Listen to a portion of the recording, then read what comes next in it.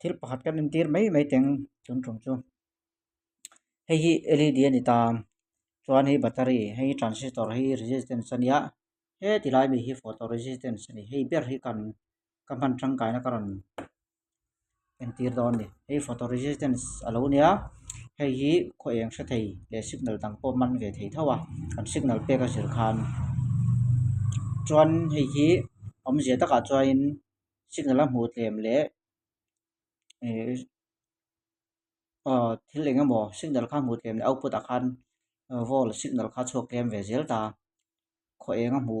khoen vak lo le heian signal pe chhuak tlem thin ang kha ni ta ni chuan heng ho mang lo wa direct ati chuanin helai eng a hi eng top mai ta tin hebi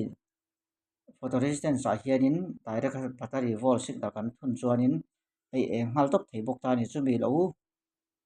signal lo satlia lo drop tur khan resistance te ka vuah ta ka block then ta ni eng zum na tham deuh hlek ka lo kal huna khanin hi rot eng thei turin ka fit ta ni chuan hei hi laser ania eng zum na tham deuh hlek ani wangin hei hianin ka tianga he ka phe fu huna hi aron eng thei chau don ni signal khan hela transistor hi tinung don ani chuan hemi laser hi om sia chuanin kilometer tam tak kal thei kha ni to ni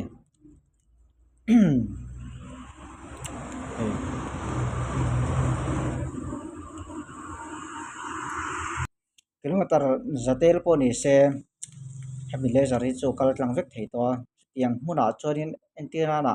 hrui current hrui in tlun jam lo si se lo khanin hemi eng zung laser hmang hianin hei hi chutiang a hla chuan lo da po ni taila hemi sensor hi kanwa phe fu chat chuanin hei hi ron eng thei don ani kha man tangkai na tam tak om nei hetiang laser chau lo po man tangkai na tam tak oma tuman thil pakhat chau karon en tir don ani chuan laser hian helai sensor photo resistance tak hi kawa phet fuang hi ron eng don ani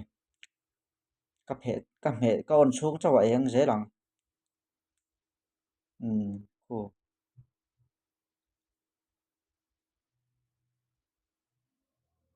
a phet zak mai khu RGB LED ani ta eng chi thum a enga pol hringa in thlak chi ania hian ka laser ka off a thim le mak mai ni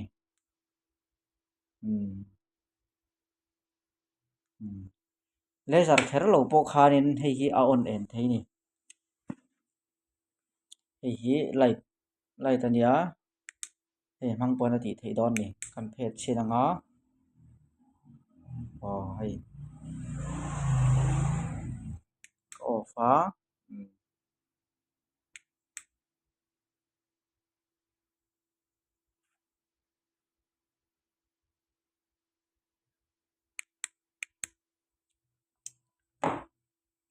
hani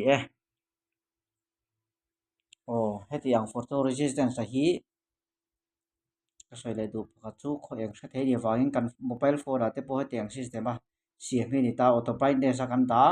khuaron eng tial a thim dewa thim tial kan mitina a ngei tok ang vel automatic a set theina a khan hetiang system hi an da ta thina ni tun ma TV ate po khan da thina man tangkai na tam em mai ni